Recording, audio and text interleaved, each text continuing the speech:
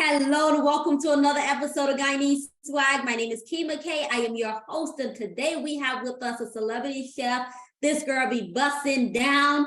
Her name is Asia. How are you doing today? Hey, what's up, everybody? How you doing?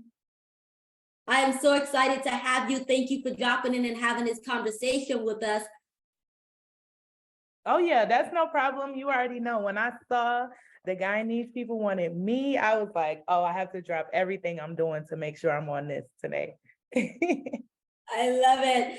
All right, the first question I ask every guest is, what part of Guyana are you from? Okay, so I wasn't born in Guyana, but my family was. So I grew up everything Guyanese, and they're actually from Georgetown. They're from, what is the street called? Oh my goodness.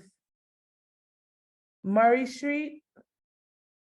If you're familiar with the area, I'm not too sure if you're familiar with it, but yes. So you're the first generation American? I'm first generation American, yes, ma'am.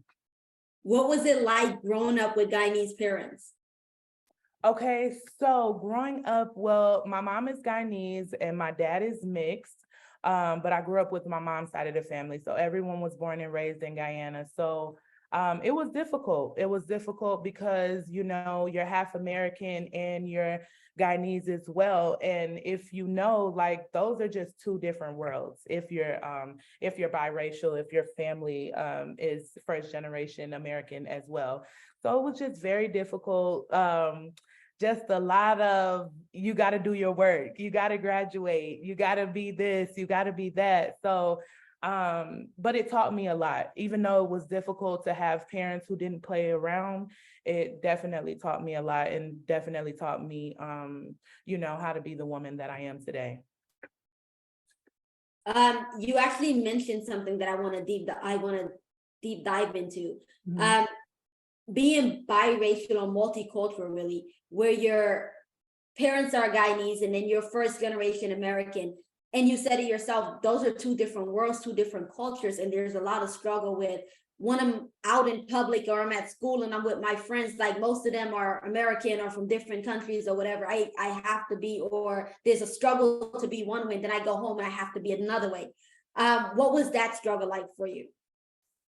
I would just have to say, for me, it was definitely hard to try to pick a world that'll, at the end of the day, the people who used to scare me, my mom used to scare me. Like, I was just telling my cousin about this, like, she was the one who would put fear in me, nobody else. But it's hard because it's just like, even sometimes the way I talk, it's not, you know, 100% English, but it's not 100% Guyanese, you know. And you know, I know that Guyanese, we don't speak another language, but we do speak broken English. So, you know, sometimes I may say some things that people don't know what I'm saying if I'm out.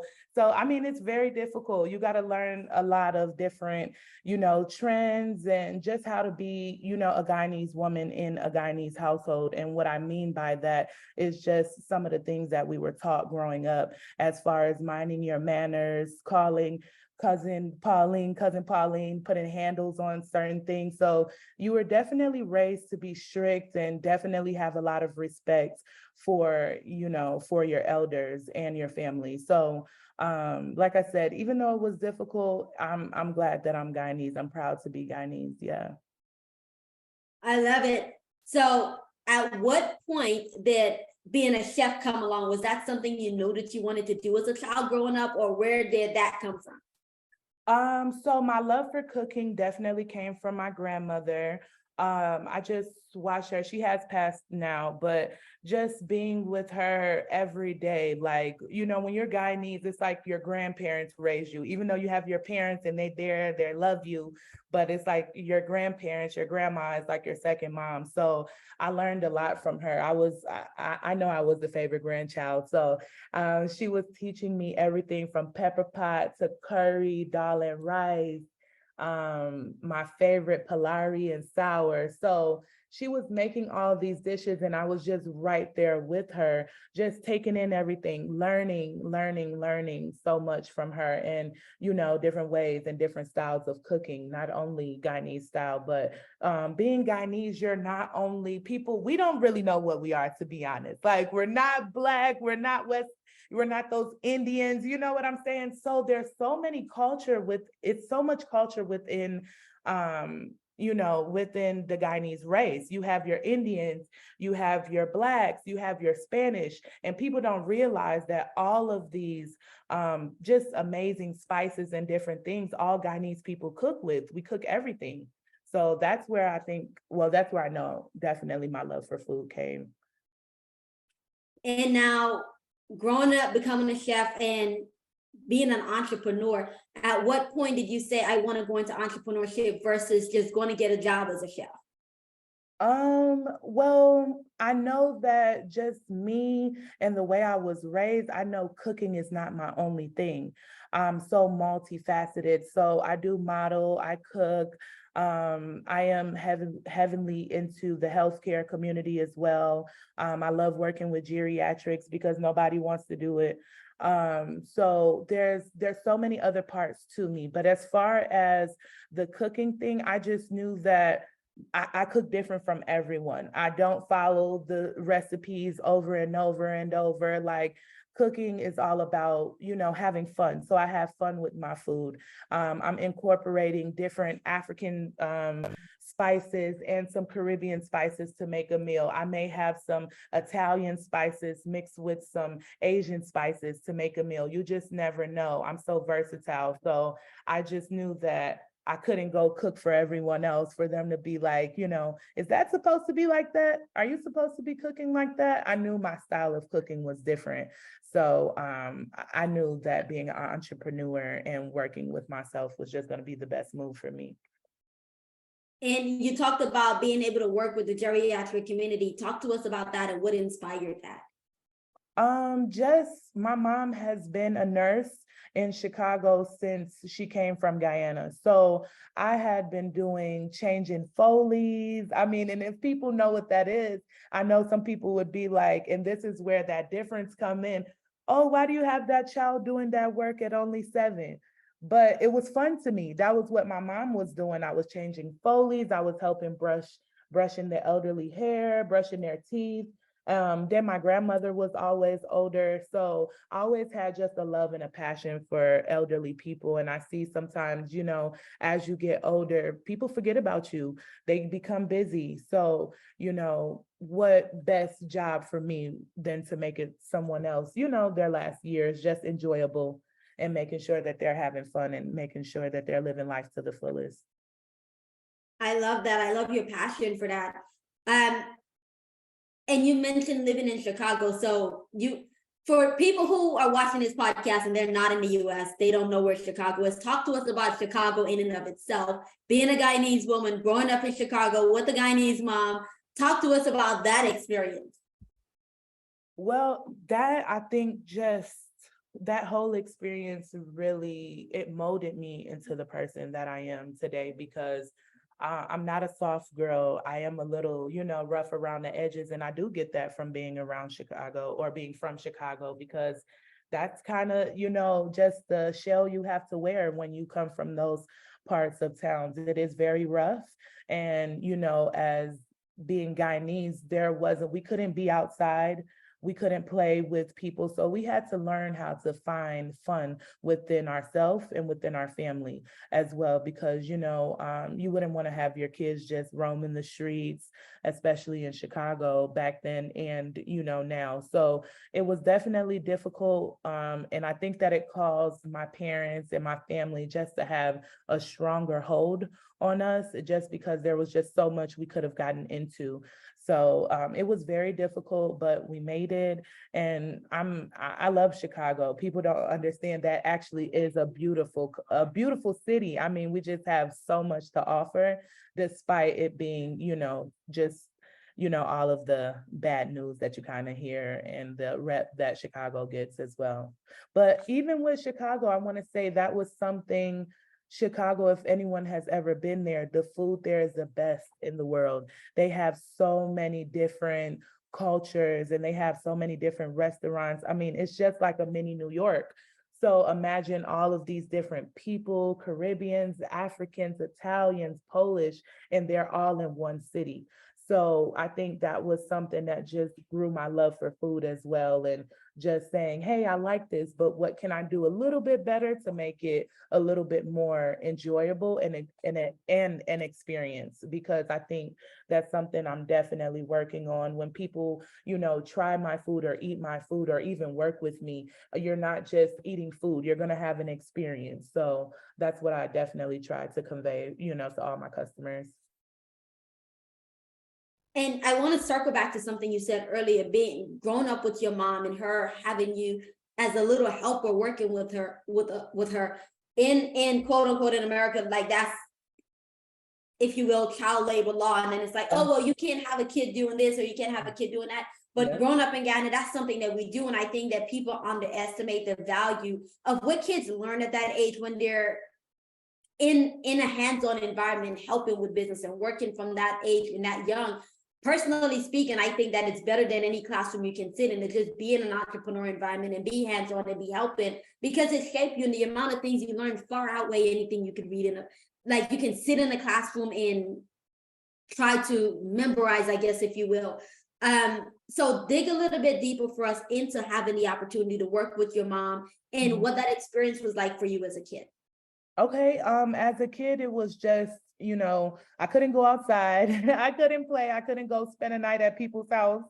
I couldn't do all those things that really regular, American teenagers or kids were doing. So, but my mom kept me busy. She didn't just leave me around to, fiddle around. She always put me to work, whether she's a chef herself as well, but whether it was cutting up carrots or, like I said, changing Foley bags or just being there. And it's rewarding. It's rewarding. And people, I think that they underestimate kids' ability, because kids just love to help. They don't care what they're doing. Like they don't, they don't, they just want to help. So, what else? Keep these kids busy. So I'm glad that my family, they did that, not only with me, but all of my siblings, all of my cousins and everything.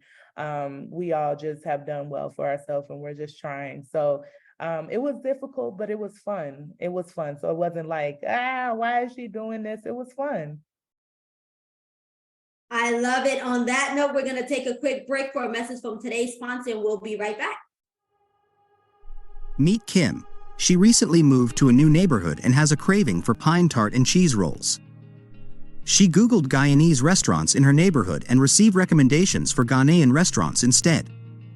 While she was at the park walking, her dog Kim ran into Susan, a fellow Guyanese, who introduced her to the Guyanese Swag Business Directory, a comprehensive listing of reputable Guyanese-owned businesses across the diaspora.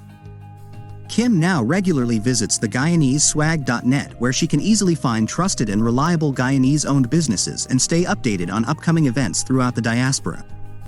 Since the directory offers detailed business profiles, including pictures, videos, specials, contact information, and even reviews from neighbors, Kim is able to stay connected to her roots in her new home away from home. Register your business for free by visiting GuyaneseSwag.net. Hello and welcome back to another episode of Guyanese Swag. We're here today with the Celebrity Chef Asia. She is an amazing cook, fun, and love working with the elderly. So I'm really enjoying this conversation with her, and we're just getting into some of the good stuff. So Asia, for all the people who don't know about you as a chef and don't know about the work you're doing, first of all, how can they connect with you? Okay, so you guys can connect with me on all social platforms. If you want to follow my lifestyle, what I do, my working out, my weight loss, my celebrity connections and other things that I'm doing in the city, then you hit me up and you follow me at Asia Marcella. That's going to be at ASIA MARCELLA. And then if you're looking to maybe get some catering or looking for some amazing recipes, make sure you follow me on Twitter, Instagram, and Facebook at Franco's, FRANCO_kitchen. And that's spelled regular. KITCHEN. So you guys hit me up. Those are my socials.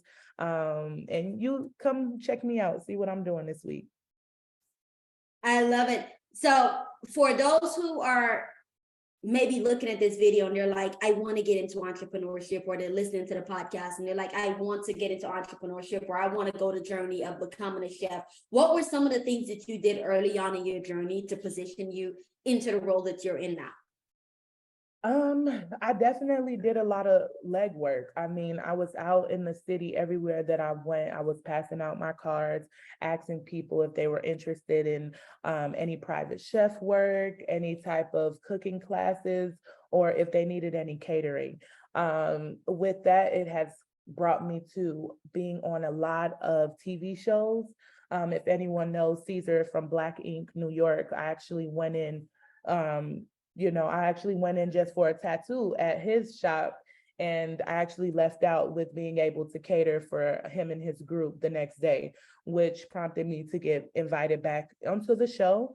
And from there, I was able to start doing different things with different celebrities in the Atlanta area. But I also travel as well. So my cooking does take me nationwide. So I am from Chicago, New York, LA, wherever you need me, I can be there. Guyana, Jamaica, Bahamas, Italy, I'm there. So I am a traveling chef as well, but definitely understanding that it's not easy. Nothing comes easy. And just because of social media does not mean that you're going to be an all-star, inspiration. You have to get out and you have to do the legwork. And if you don't do that legwork, if you can't open your mouth, it's just not going to be for you. It's not going to be for you because you need people. You need people. We all need people to buy our products. So you definitely just got to get up every day and say, hey, these are my goals. Write your goals down. Be very schedule plan. So make sure you have your schedule out and what you're going to do. That helps me the most, stay on top of things. Because a lot goes into being an entrepreneur, not just collecting money. So there's a lot to go into it. As long as you do the work and you're ready, it's not going to be, a sip of tea. It's not easy, but as Guyanese people, we don't give up. So I know who's ever wanting to be a chef or whatever it is that you want to do, you definitely have the ability to do it. Definitely have the ability to do it. Doesn't matter if you're young or old. I'm actually in school now to get my nursing degree. So I have a lot going on, but I can only do this by, putting God first and also just making sure that I stay on my schedule. You mentioned a couple critical things that I want to talk about. One, the power of networking. Secondly, communicating your value and articulating what you bring to the table. You also talked about time management and the benefits of planning and preparing ahead of time. So let's start with the first one, the power of networking. At what point did you realize that, hey, this is a tool, and if I want to build my business, then I have to get out there and talk to people? At what point did you realize that? And normally when people think about networking, they think about, oh, well, let me sign up and go to these networking meetings, or let me do this. Or sometimes people are even afraid to just open their mouth and talk about what it is that they're doing to total strangers. So one, where did the courageousness come from? And two, when did you understand the value and the power of networking? Yeah, so the courage just came from, I think I just always been an outgoing woman, an outgoing girl my whole life. I was able, and I can just open my mouth to talk to anyone. It doesn't matter your status. If I know that I have a product that can not only help you, but something that you're going to enjoy, why not tell people about it? So definitely just kind of opening your mouth sometimes. I know we don't know people. They don't know us. We never know what's on people's mind. But as long as you're polite and, you have something that people want, and everyone wants to eat. So I think that kind of started my courageous spirit of just being able to just get out there and put myself out there. I know you had asked me another question. I can't remember. What was the last part, the last question you asked? Oh, the second part of it was, at what point did you realize that was a tool that made you start using it, like just networking with people? Oh, yes. Okay. So as far as that too, um, just when I was able to, when I saw how easy it was to connect with the celebrities living in Atlanta, because I promise you, you can't go anywhere like Atlanta and have kind of that ability to sit next to a celebrity. Like you don't have that ability everywhere else. So I think that just my move to Atlanta was a good move for me. And people have to realize that. I understand, sometimes you don't want to leave where you're from. But me staying in Chicago, I don't think that I would have gotten as much recognition as I do in Atlanta. So it's all about taking that leap of faith and going where your business is going to prosper. So for me, if that meant get up and move, I know that my dream is to be a celebrity chef. So I couldn't do that in Chicago. I can't do that, in other places. So I know for me, Atlanta definitely works for me. It's the place to be. It's the Black Hollywood. And it's just a really, really amazing place to be right now. Not too many questions about that, but we're gonna come back to that. The second thing you talked about was communicating your value, because sometimes people will like, oh, I have a good product, or I have a good service, but then they're afraid to talk about what it is that they're doing. And it's like this invisible fear of, oh, well, what if they reject me, or what if they don't like it, or what if they don't return my call, or this invisible story that we tell ourselves.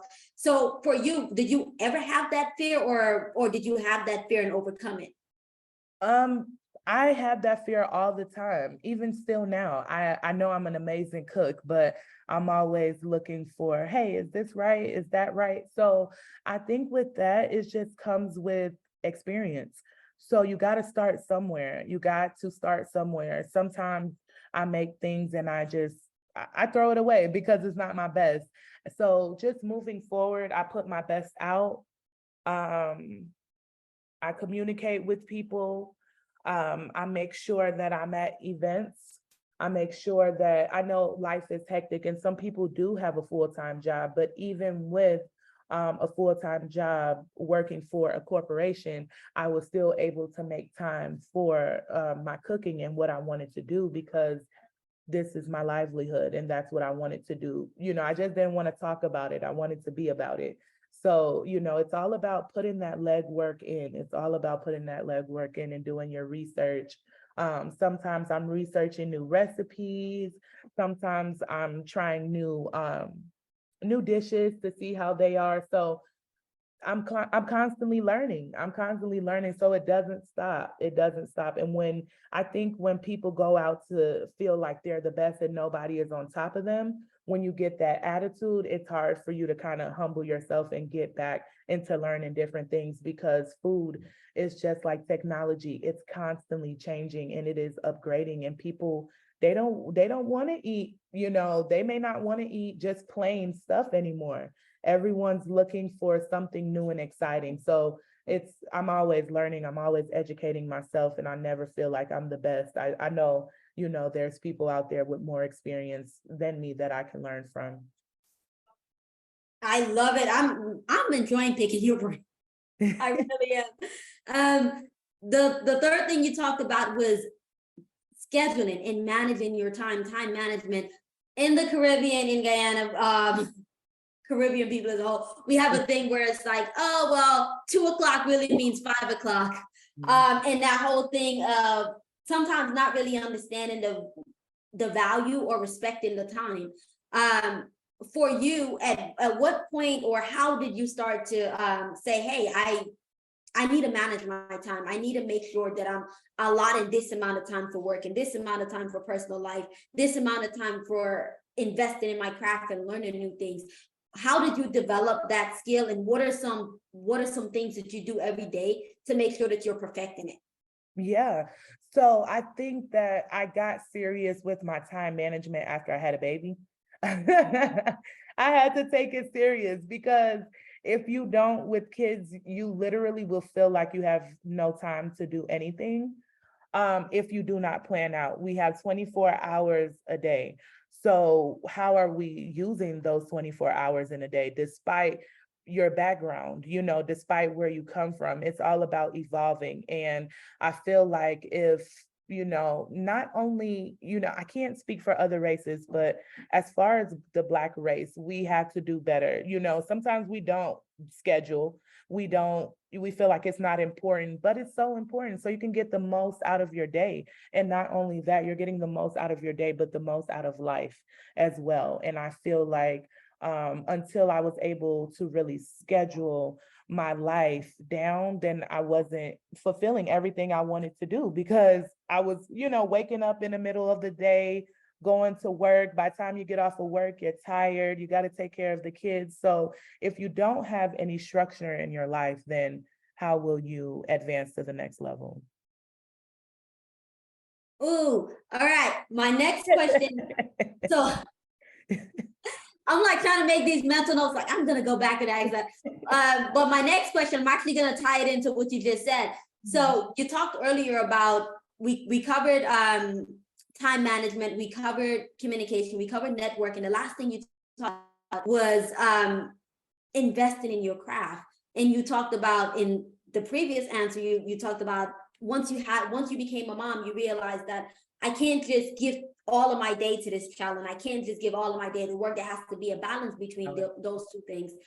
I have to be able to invest in me and my craft. So now as a mom, being a mom and being a business owner, and now you're in school, advancing your skills. And then in addition to, because we know being a business owner is a two-part thing where there's the management of the business, and then there's the work of the business. Yeah. So those are like two different jobs onto itself. So you're juggling all these different things. How are you balancing all of it? And then the second part to that question is, how are you as a business owner, mom, all these different hats that you're wearing, how are you making sure that you're constantly investing in yourself? Because investing in yourself isn't just putting aside time to learn something new, it's also the money. Like, am I going to pull this from the family budget or the business budget? Like all these different elements that as an entrepreneur, business owner, family woman, that you have to juggle. How are you making the decisions of where should I spend my time? Sorry, I don't know if that was clear enough. No, yeah, I definitely understand. And with that, I mean, people really don't realize, and I'm not trying to come on here and sound like I know everything and this and that, but when you sit and you look at your life, because that's what I had to do, and see where was I spending so much of my time, why I couldn't have time to do all of these certain things, because we have 365 days a year, and then we have 24 hours a day. So it's all about self-reflection. So when I did my self-reflection and I saw how much time I was spending watching TV, or I was scrolling on the internet, looking at other people's lives when I have my own business and I have other things to do. So that was some things that I worked on myself. I cut back the social media. Now I use social media a lot for getting my business out there, but I use it, I'm on it, I do what I need to do, and then I'm off, because now I can move on to the next thing. Now I don't have to spend 30, 40 minutes strolling on Instagram. I can actually spend that time maybe looking at some YouTube videos, or, what I'm saying, making a new dish. So I'm just learning to spend my time in ways that will really help to better me as a person. So with that, like I said, just looking back in my life and see where I was spending all my time, where I was actually wasting all my time. So with that, I was able to, do better and have more time, not only for my son, but my studies, my food, and my extracurricular activities as well. As a business owner, what were some of the things that you felt like being a Guyanese woman or having a Guyanese mom definitely attributed to helping you become a better business owner? Yes. So I think just seeing my mom get up every day, and it wasn't just my mom, it was just my family. I think, I was just thinking about this the other day, how I'm so blessed to actually be biracial, to actually have this strong essence of a Caribbean, family. Just in my family, it taught us so much. It taught me how to be humble. It taught me how to, not want all the designers, because I didn't have it. We couldn't afford it. My grandma moved to Chicago back in the 80s, and she brought 8 kids over with her from Guyana with nothing. So just, seeing the struggle, but knowing there's life past the struggle is definitely, I think, what keeps me going and what I'm so blessed to have in my life as well. So just seeing not only my mom, but my grandma and my aunts, they worked. They didn't make excuses. They worked and they got up and did what they had to do every single day with kids, despite a husband or no husband. So all I know is how to get it, because that's all I saw. So I'm so grateful and thankful for my family, and just, the different examples that they set for not only, their kids, but nieces and nephews as well. My last and final question for you is, for the person who is listening to this audio, they're watching this video, and they're like, I'm living in Guyana, or I'm living in any part of the world, or wherever they might be in the world right now, and they're like, I wanna become a celebrity chef, or I want to become a chef, or I want to own a restaurant, I want to do anything. What advice would you give to them to, one, start on the journey that they want to go on, but then also one of the things that you talked about was mindset. So the second part of that question is, what mindset do they need to develop in order to become what it is that they're saying that they want to be? I think you just got to have that mindset of never giving up, and it's never too late. And you also have to, I want people to know that starting off a business, sometimes you have to do free things, okay? Like, you have to do free things, and it's okay. Don't ever feel like you are too much, or you feel like you're too good for any situation, especially starting off as an entrepreneur. People don't know you, but you want them to know you. So before you go into things, kind of don't cut your feet off already. Get in. If somebody doesn't know how your food tastes, it's okay to go drop off a pan of food so they can, if you are good, if you're good and you believe in yourself and you believe that you have the sauce that everyone wants, it's okay to do, it's okay, because you have to get yourself out there. And I think people don't really tell people or show people the real anymore. So people are just looking at social media and different outlets like, hey, this can happen for me overnight, but it doesn't happen like that. So as long as people continue to be real with themselves and knowing it's a journey to get to wherever you're going in life, then I think that people will know that they won't give up so easily, because it's not going to be easy. It's not going to be easy. And sometimes you're going to get turned down. Sometimes people's taste buds won't agree with what you made, and that's okay. But, as long as I think you just keep going and believe in yourself, I think that'll definitely take you far. And even if you're starting off and you don't have that much money, you got to start somewhere. Even if you got to sell your stuff for $2, $3, start somewhere. Because when I first did plates, I charged $5 for plates. And this plates, they came with curry, jerk chicken. Where are you going to go and get $5 plates? But that day I made over $500. And not only that, I was able to get returning customers. So, that's my advice to people. Just stay down to the come up. That's it. Just stay down to the come up, because it's definitely coming. It's definitely coming. I love it. Stay down till the come up. Listen, Asia, this conversation has been really meaningful. I enjoyed it. And I know the people who are watching and listening are definitely enjoying it as well. For one more time, go ahead and give us all the social media links, how they can connect with you, where they can order your food, where they can hire you, all that good stuff. Yes. Well, first of all, I just want to thank you so much for having me, reaching out and allowing me to come showcase what I do and my love for Guyana on your platform. I really, really appreciate it. You guys can definitely, you can hit me up. You can email me at asia.marcella2@gmail.com. That's going to be my contact information. If you have any questions or need any catering, anything, I'm here. I do, this is my little boy. Say hi. Hi. Hi. Thank you for joining us, cutie. So yeah, oh, really? Okay. Well, yes, I guess he said his part, but Asia Marcella and Franco's _ kitchen. So let me just give you a little background on my name. Franco is my last name. So if anybody knows any Francos from GT, we might be family, okay? We definitely might be family, but yes, yeah. You guys can definitely find me there. Hit me up. I'm on Facebook, same socials, same everything. Facebook, Franco's Kitchen, Instagram, Franco's Kitchen as well. I got it. Love it, love it, love it. Thank you guys for hanging out with us today. Thank you for listening to this podcast, for joining us on YouTube. We appreciate you guys hanging out with us. Go ahead and give this video a thumbs up. Drop us a comment so we know how this video has inspired you.